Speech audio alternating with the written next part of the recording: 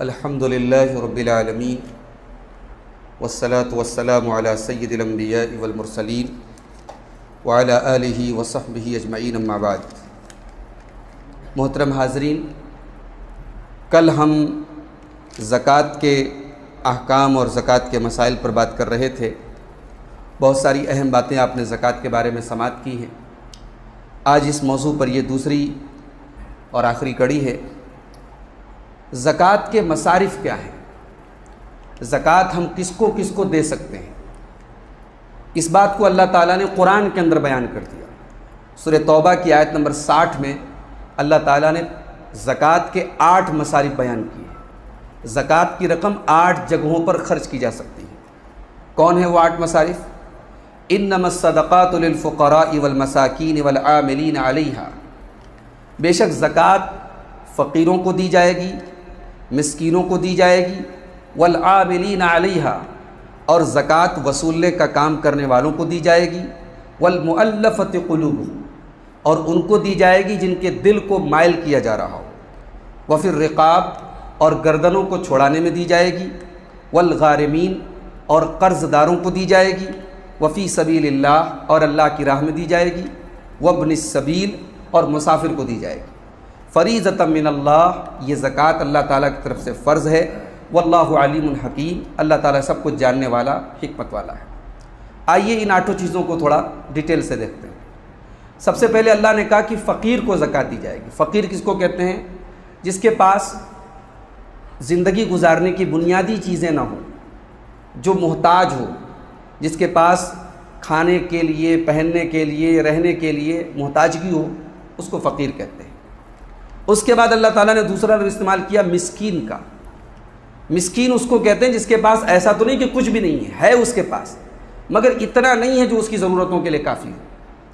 और फ़कीर और मिस्कीन में एक फ़र्क और है जो अल्लाह के रसूल ने सही हदीस में बयान किया कि फ़कीर वो होता है जो मांगता है और उसको 1 लुक़मा 2 लुक़मा दे करके हम उसको चलता कर देते हैं।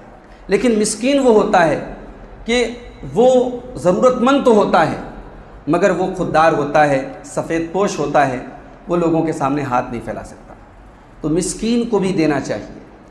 और अल्लाह ताला ने कुरान करीम में ऐसे लोगों का जिक्र किया, फरमाया कि ला यसअलून अन्नास इल्हाफ़ा। ऐसे लोग समाज में होते हैं जो लोगों के दर दर जा कर के मांगते नहीं हैं, लेकिन ज़रूरतमंद होते हैं और उनकी ज़रूरत को अक्लमंद लोग महसूस करते हैं। तो ऐसे लोगों को भी हम ज़कात की रकम से उनका सपोर्ट कर सकते हैं, उनकी मदद कर सकते हैं। तीसरा जो ज़कात का फ़ंड है, आमिलीन अलैहा, ज़कात वसूलने का काम करने वाले। इस्लामी हुकूमत में अमीर की तरफ से, इमाम की तरफ से जिन लोगों को ज़कात वसूलने के लिए लोगों के पास भेजा जाए उनको आमिलीन कहते हैं।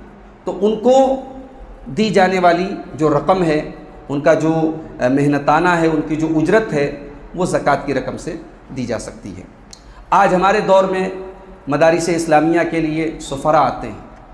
ज़ाहिर है कि वो आपके घर आकर के, आपके पास आकर के आपसे ज़कात की रकम लेते हैं, तो वो भी आमिलीन में आएंगे और उनको ज़कात की रकम से अगर वो इदारे वाले उनको उनकी उजरत देते हैं तो इसमें कोई हरज की बात नहीं है। लेकिन अहले इल्म कहते हैं कि उस उजरत को तय नहीं करना चाहिए, उसको बाज़ जगहों पर जो परसेंटेज की शक्ल में तय करते हैं वो मुनासिब नहीं है। दूसरी बात ये कि ये जो सुफ़रा हैं ये आप पर एहसान करते हैं। आपका काम था कि आप ज़कात हकदारों तक पहुंचाते। ये उनका काम नहीं था कि वो ज़कात आपके पास आकर के वसूलते। वो आपके पास आकर के अगर ज़कात आपसे ले रहे हैं तो ये उनका एहसान है, आपको उनका शुक्रगुज़ार होना चाहिए, ना कि उनको हक़ारत की नज़र से देखना चाहिए। तो ये बात याद रखें। सुफ़रा के साथ भी हमारा जो सलूक है बसा औक़ात तो बड़ा ख़राब होता है। बड़े बड़े शहरों में हमने देखा कि भिखारियों की तरह लाइन लगा करके उनको ज़कात की रकम दी जाती है। ये क़तअन मुनासिब नहीं है, ये क़तअन मुनासिब नहीं है। ज़कात आपके माल में अल्लाह ताला का हक़ है और वो हक़ आपको देना है। वो आपके घर पे लेने आ रहा है तो वो इस लायक है कि आप उसका एहतराम करें, वो इस लायक नहीं है कि आप उसको ज़लील करें। ठीक है। उसके बाद चौथा जो फ़ंड है ज़कात का, वल मुअल्लफ़ति क़ुलूब, जिनके दिलों को माइल करना हो। अब ये कौन लोग हैं? इससे 2 लोग मुराद हो सकते हैं। एक तो वो गैर मुस्लिम, वो काफिर जो किसी ऐसे इलाके में हैं जहाँ मुसलमान बहुत कमज़ोर हैं और उन गैर मुस्लिमों को हम ज़कात की रकम से कुछ दे करके उनके शर से, उनके फितने से हम मुसलमानों को महफूज करते हैं।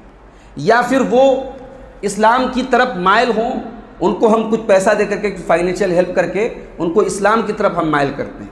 तो एक तो ज़कात की रकम ऐसे गैर मुस्लिमों को दी जा सकती है, और दूसरे ऐसे नौ मुस्लिम, ऐसे रिवर्टेड लोगों को भी ज़कात की रकम दी जा सकती है जो अभी नए नए इस्लाम उन्होंने कबूल किया है, लेकिन उनके सामने ज़ाहिर है, ख़ासतौर से हमारे मुल्क में तो बहुत सारी प्रॉब्लम्स हैं रिवर्टेड लोगों के लिए, तो उनको जो है उनके सपोर्ट के तौर पर, ताकि वो दीन पर साबित कदम रहें और कहीं ऐसा ना हो कि प्रॉब्लम्स की वजह से वो मुर्तद हो जाएं, तो उनको दीन पर साबित कदम रखने के लिए ज़कात की रकम से उनका सपोर्ट किया जा सकता है। उसके बाद फरमाया वफ़िर रिक़ाब, गर्दन को छुड़ाने में, गुलामी का दौर जब था तो ग़ुलाम को आज़ाद कराने में ज़कात की रकम दी जाती थी। आज ग़ुलामी का दौर नहीं है, तो आज वो बेकसूर कैदी, मुसलमान कैदी जो बिला वजह जेलों में सड़ रहे हैं और उनकी ज़िंदगी बर्बाद हो रही है, तो उनकी रिहाई में, उनको छुड़ाने में भी ज़कात की रकम दे सकते हैं। इसी तरीके से वल गारिमीन, कर्ज़दार जिसने अपनी किसी ज़ाती ज़रूरत के लिए कर्ज़ा लिया था और अब वो इस लायक नहीं है कि वो कर्ज़ा अदा कर सके, तो उसके कर्ज़े की अदायगी के लिए आप ज़कात की रकम से उसकी हेल्प कर सकते हैं। वफ़ी सबीलिल्लाह, और अल्लाह की राह में ज़कात की रकम दे सकते हैं। अल्लाह की राह में से मुराद जिहाद फ़ी सबीलिल्लाह के लिए अगर हो रहा है जिहाद फ़ी सबीलिल्लाह, तो उसके लिए आप सपोर्ट कर सकते हैं। आज हमारे मुल्क में, हिंदुस्तान में, दावत व तबलीग, अल्लाह के दीन की तरफ लोगों को दावत देना, ये भी फ़ी सबीलिल्लाह की कैटेगरी में आएगा। और हमारे जो दीनी मदारिस हैं, उलमा की एक बड़ी जमात इसकी कायल है कि दीनी मदारिस, और ख़ास तौर से हिंदुस्तान जैसे माहौल में दीनी मदारिस ये फ़ी सबीलिल्लाह की कैटेगरी में आएंगे, क्योंकि ये दीनी मदारिस हमारे समाज की, इस्लामी समाज की रीढ़ की हड्डी है, और इनको अगर हमने ज़कात के ज़रिए इनकी मदद नहीं की तो ज़ाहिर है कि लोगों के पास इतना जज्बा नहीं है कि लोग सदका और खैरात से इन मदारिस को चला सकें। और इन मदारिस का होना भी हमारे लिए बहुत ज़रूरी है, क्योंकि दीन का जो रहा सहा असर बाकी है समाज में, वो इन्हीं मदारिस की वजह से बाकी है। और इन्हीं मदारिस से हमारे दुआत, हमारे मुबल्लिगीन, हमारी मस्जिदों के इमाम तैयार होते हैं, तो इन मदारिस को ज़कात की रकम आप दे सकते हैं। अलबत्ता मदारिस के कंस्ट्रक्शन में, उनकी बिल्डिंग वगैरह में ज़कात की रकम नहीं देना चाहिए, उससे परहेज़ करना चाहिए, उसमें सदका और खैरात की रकम आप दे सकते हैं। उसके बाद फरमाया वब्नि सबील, और मुसाफिर को, एक आदमी अपने घर में तो साहिब निसाब है, अपने घर में तो खुशहाल है, सफ़र में कोई हादसा हो गया, उसका सामान छीन गया, वो लुट गया, अब वो ज़रूरतमंद हो गया, तो ऐसे मुसाफिर को भी आप ज़कात की रकम से उसकी मदद कर सकते हैं। तो ये टोटल 8 मसारिफ़ हैं जो अल्लाह ताला ने सूरह तौबा की इस आयत में बयान किए। और अल्लाह ताला ने इन्नमा, शुरुआत में इन्नमा कहा। इन्नमा अरबी ग्रामर में हस्र के लिए आता है, किसी चीज़ को लिमिटेड करने के लिए आता है, लिहाजा ज़कात इन्हीं 8 मसारिफ़ में दे सकते हैं, किसी नई जगह नहीं दे सकते। लिहाजा ज़कात की रकम से मस्जिदों की तामीर नहीं की जा सकती, ठीक है। ज़कात की रकम आम गैर मुस्लिमों को नहीं दी जा सकती। अगर आपके घर पे साइल आता है, मांगने वाला आता है और वो गैर मुस्लिम है, या औरतें आती हैं वो गैर मुस्लिम हैं, तो आप उनको सदका खैरात दीजिए, ज़कात उनको नहीं दे सकते। ज़कात की रकम के बारे में अल्लाह के रसूल फरमाते हैं, मुसलमानों के गरीबों से ली जाएगी, और मुसलमानों के अमीरों से ली जाएगी, और मुसलमानों के गरीबों को दी जाएगी। अब उसके बाद एक सवाल ये है कि बहुत सारे लोग प्लॉट खरीदते हैं, ज़मीन खरीदते हैं, तो ज़मीन की ज़कात का क्या मसला है। अगर आपने ज़मीन खरीदी है इस पर्पस के तहत कि ज़मीन की कीमत ज़्यादा हो जाएगी तो आप उसको बेच देंगे, तो उस सूरत में वो प्लाट और वो ज़मीन माले तिजारत के हुक्म में आ जाएगा। आपने उसको बिज़नेस पर्पस से ख़रीदा है और आपको उसकी ज़कात देनी पड़ेगी। लेकिन अगर आपने ख़रीदा कि हम रहने के लिए वहाँ, या हम उसको मकान बना करके किराए पर डाल देंगे इस मकसद के तहत, या वहाँ एक आप शॉपिंग सेंटर खोल देंगे, एक अपार्टमेंट बना देंगे, ये सारे मकसद से आपने अगर वो ज़मीन खरीदी, वो प्लॉट ख़रीदा है, तो उसकी ज़कात आपको नहीं देना है। जब वो अपार्टमेंट तैयार हो जाएगा और उसमें से आपको जो आमदनी होगी किराए वगैरह की शक्ल में, और वो आपके निसाब को पहुँचेगी, तो उसकी आपको ज़कात देनी पड़ेगी। कभी कभी ऐसा भी होता है कि आदमी ने ज़मीन खरीदी और मकसद था मकान बनाना, या मकसद था शॉपिंग सेंटर बनाना, फिर उसको ये लगा कि ये लोकेशन अच्छा नहीं है या यहाँ मुनासिब नहीं है, तो अब उसने उस ज़मीन को बेच करके दूसरी जगह ज़मीन खरीद ली। ऐसी सूरत में भी उसकी ज़कात आपको नहीं देनी है, जब तक आपकी नीयत ये ना हो कि ये बिज़नेस के तौर पर और इन्वेस्टमेंट के तौर पर हमने ये ज़मीन खरीदी है और क़ीमत बढ़ेगी तो हम बेच देंगे, तब वो आपकी इन्वेस्टमेंट वैल्यू मानी जाएगी, बिज़नेस वैल्यू मानी जाएगी, और उसकी आपको ज़कात देनी है। ज़कात ज़ेवरात वगैरह में जो हम निकालते हैं, तो एक सवाल ये पैदा होता है कि मान लीजिए हमने 50,000 का ज़ेवर ख़रीदा, लेकिन जब वो ज़ेवर हम बेचने जाते हैं तो 50,000 का नहीं बिकता, वो ज़ेवर बिकता है 40,000 का। फिर ज़ेवर सोने का है तो उसमें सब कुछ सोना नहीं होता, उसमें कुछ चीज़ें मिक्स भी होती हैं। तो अब सवाल ये पैदा होता है कि हम ज़कात जब निकालेंगे तो हम किस चीज़ का एतबार करेंगे, परचेज वैल्यू का, बाई वैल्यू का, या सेल वैल्यू का। तो सही बात यह है कि आप उसकी सेल वैल्यू के एतबार से ज़कात देंगे। आपने अगरचे ख़रीदा है 50,000 का, लेकिन जिस वक्त आप ज़कात निकाल रहे हैं उस ज़ेवरात की सेल वैल्यू क्या है, वो कितने में बिक रहा है, उसके एतबार से आप उसकी ज़कात देंगे। और उसमें जो ओरिजिनल सोना है सिर्फ उसी की ज़कात देना है, उसमें जो और चीज़ें मोती वगैरह ऐड है उसकी आपको ज़कात देने की ज़रूरत नहीं। उसको किसी माहिर ज्वेलर से, किसी माहिर जो है जौहरी से आप उसको पता लगवा लें कि उसमें कितना सोना है और उस सोने की आप ज़कात निकालेंगे। पीएफ की ज़कात कैसे निकालें? नौकरी पेशा लोगों की सैलरी में से हर महीना प्रोविडेंट फंड के नाम से एक रकम जो है ऐड होती है उनके अकाउंट में, उसको पीएफ बोलते हैं। उसकी ज़कात आप निकालेंगे या नहीं निकालेंगे? तो ये बात याद रखें कि ज़कात की रकम के लिए कंडीशन ये है कि उस रकम के हम मालिक हों, उस रकम के हम मालिक हों, वो रकम हमारे कब्ज़े में हो, उस पर हमारा पोजेशन हो। पीएफ की रकम पर आपका पोजेशन नहीं है, आप मालिक नहीं, आपका हक तो है, लेकिन आप जब चाहे तब उस रकम को यूज़ नहीं कर सकते। इसलिए अहले इल्म कहते हैं कि पीएफ की रकम जब आपको मिलेगी तब आप उस पर ज़कात निकालेंगे।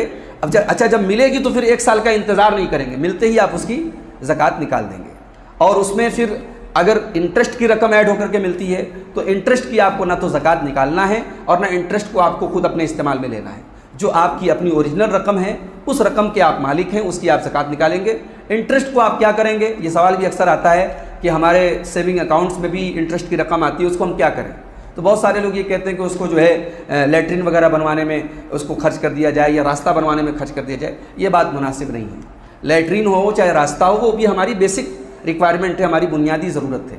तो सही बात यह है कि उस रकम को आप कहीं पर भी किसी गरीब को, किसी ज़रूरतमंद को इस नीयत से कि ये रकम इस्तेमाल में आ जाए, उसमें आपको ना कोई सवाब मिलेगा ना आपको सवाब की नीयत करनी। आप उसको किसी भी गरीब और ज़रूरतमंद को दे सकते हैं। उसमें किसी मुसलमान गरीब को भी आप दे सकते हैं। ऐसा नहीं है कि वो किसी मुसलमान को आप नहीं दे सकते। मुसलमान हो, गैर मुस्लिम हो, या कोई मरीज़ है, इलाज के लिए उसको रकम की दरकार है, तो आप वो इंटरेस्ट की रकम उसको उठा करके दे सकते हैं। ज़कात का हिसाब कैसे करें? मैंने बताया था कल आपको कि चांदी का जो निसाब है 595 ग्राम चांदी, ज़ाहिर है सोने का निसाब है 85 ग्राम। अब 85 ग्राम सोने की तो कीमत बहुत ज़्यादा हो जाती है और 595 ग्राम चांदी की कीमत कुछ खास नहीं है। जैसे आज मैंने नेट पर चेक किया तो तकरीबन 1 ग्राम चांदी की जो कीमत है 68 रुपीज़ है। तो 595 ग्राम चांदी की कीमत बनती है 40,640 रुपये। और सोने का अगर हम 85 ग्राम का निकालेंगे तो काफ़ी रकम हो जाएगी। इसलिए सही बात यह है कि अपनी करेंसी और अपनी कैश रकम को हम चांदी के निसाब से हम उसको कैलकुलेट करेंगे। तो आपके पास अगर 40,640 रुपये हैं या उससे ज़्यादा कैश रकम है, आपके अपने ज़रूरत से ज़ायद वो रकम है और उस पर साल गुजर रहा है। अब साल गुजरने का मसला भी समझ लीजिए।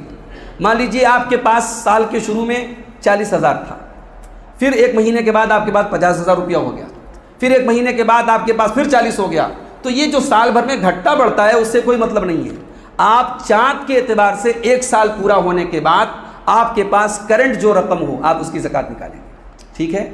हाँ, अगर बीच में वो रकम आपके निसाब से भी कम हो जाती है, 40,000 से भी वो रकम कम हो गई, निसाब के नीचे चली गई, तो फिर जिस तारीख को वो रकम निसाब के नीचे चली गई, अब फिर उसके बाद जब आपके पास उससे ज़्यादा रकम होगी तब वहाँ से आपका साल कैलकुलेट किया जाएगा। तो सही बात ये है, आप अगर आपको ये पता नहीं है कि आप 40,640 रुपये के मालिक कब होंगे, तो आप आसानी के लिए रमज़ान की पहली तारीख को अपना साल पहला दिन मान लें और हर साल आप रमज़ान की पहली तारीख को ये देख लें कि आपके पास कितनी कैश रकम है, कितनी आपके पास बैंक बैलेंस है, और अगर आप बिजनेसमैन हैं तो आपके पास कितने का माल है। उस सारी चीज़ को आप ऐड कर लें। उसके बाद आप ये देख लें कि आपको मार्केट से कितना पैसा लेना है, उसको भी आप उसमें ऐड कर लें। और अब उसमें से आप वो रकम घटा दीजिए जो आपको मार्केट में पे करना है, जो देना है, जो आपके ज़िम्मे है।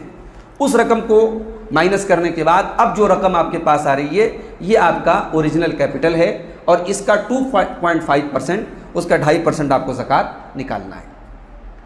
यहाँ एक बात ये भी याद रखें कि अगर हमको मार्केट से कोई पैसा लेना है, किसी से हमें पैसा लेना है, लेकिन वो पैसा फंसा हुआ है, मिल भी सकता है नहीं भी मिल सकता है, कब मिलेगा पता नहीं, तो ऐसी सूरत में आप उस पैसे को अपनी रकम में ऐड नहीं करेंगे, लेकिन जब वो माल मिलेगा तब आप उसकी ज़कात निकालेंगे। लेकिन जिस पैसे को आपको पता है कि हम जब चाहे तब ले सकते हैं, तो वो आपकी अपनी पूंजी में माना जाएगा और उसमें से आप ज़कात निकालेंगे। जिन लोगों की सैलरी वाले, जो सैलरीड पर्सन हैं, नौकरी वाले, नौकरी पेशा लोग हैं, उनके पास अगर इतनी तनख्वाह है कि उनके सारे ज़रूरी खर्चों के बाद उनके पास कुछ पैसा नहीं बचता, तो फिर वो साहिब निसाब नहीं माने जाएंगे। लेकिन अपने ज़रूरी खर्चों के बाद उनके पास अच्छा खासा पैसा बचता है, तो वो साल में एक मरतबा, हर महीने नहीं, साल में एक मरतबा वो अपनी उस रकम को कैलकुलेट करेंगे, और अगर वो रकम 40,640 से ज़्यादा है तो उसकी वो ज़कात 2.5%, 2.5% वो ज़कात निकालेंगे।